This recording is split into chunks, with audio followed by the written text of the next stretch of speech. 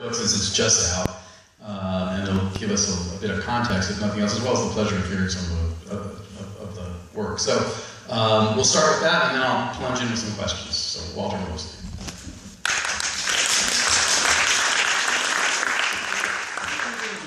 Could you move the podium back out again? Because it'd be easier for me to stand up and talk into a microphone that doesn't exist outside of my hand.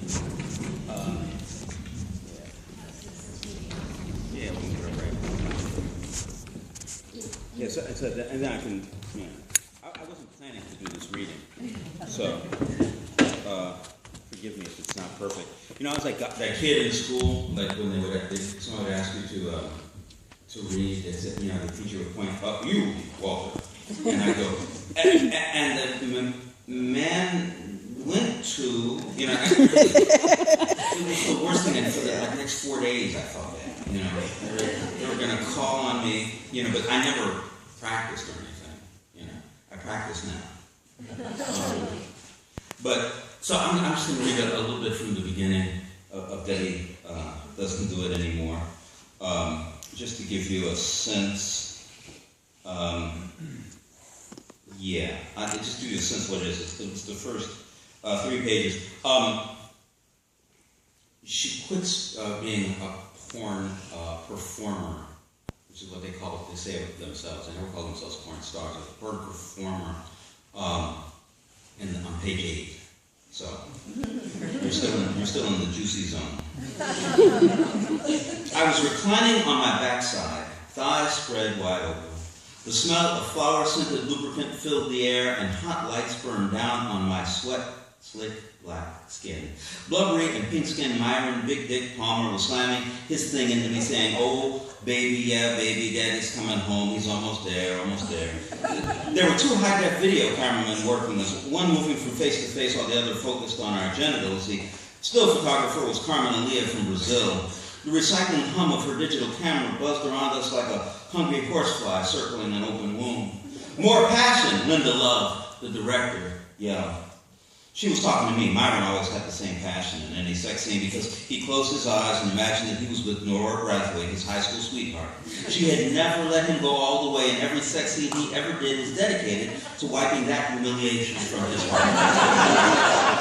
Luckily for me, Myron's size pushed his thing up against the sore spot deep inside. So when Linda called for more feeling, I stopped thinking about the details of the shoot and began to concentrate on how much he was hurting me with his attempt to penetrate all the way back to adolescence. I allowed the pain to show in my face with each stabbing lunge. "That's better," Linda said. "Almost there," Myron moaned for what seemed like 100 times.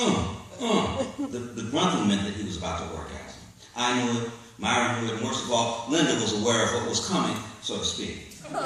Within the next 6 seconds, she'd cry, "On your knees, Debbie," and I'd have to jump down while looking up into the bright lights as Myron's big dick ejaculated on my face and breasts. That was the money shot, the reason I woke up at 5 a.m., spent hours doing makeup and hair, toes and fingers. It was the reason I capped my front teeth, had breast implants, worked out 2 hours a day, 5 days a week with the train to the stars, Efron Fuentes, and shaved my pussy more often than my husband shaved his chin. The money shot was not only my paycheck, but the salary of every grip, cameraman, makeup artist, and gopher in the room. Our reason for living would spout from Myron Palmer's big pink dick.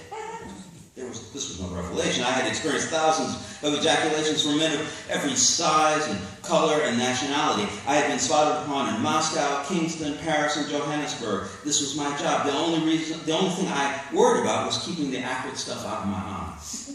I was preparing to slide down from the sofa onto my knees when something amazing happened. Myron grunted and Carmen switched to a double flash setting. Linda cried, "Debbie," and Myron plunged deep up against one spot in my entire sex that still had sensation. I could feel a blast from the air conditioner and the crusty fabric of the sofa where we teetered, me on my back wearing only leopard print high heels and Myron on his knees, thrusting, and then, completely unbidden, I imagined a tall, olive-skinned man with intense eyes standing in the corner of the crowded room. I knew this man but could not name him. I was moving toward him, and at the same time I was being stalked by the most powerful orgasm I'd ever experienced. The faster I moved, the closer the feeling came, until suddenly I was bucking and screaming and begging for more. On your knees, Linda shouted, but I was way beyond taking orders from her.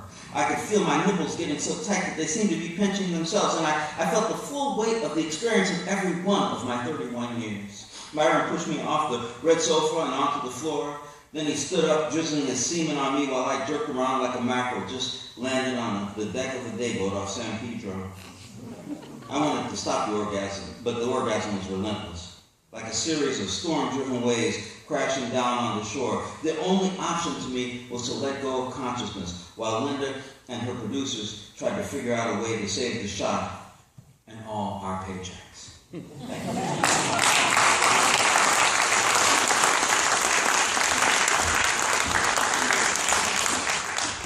All right, so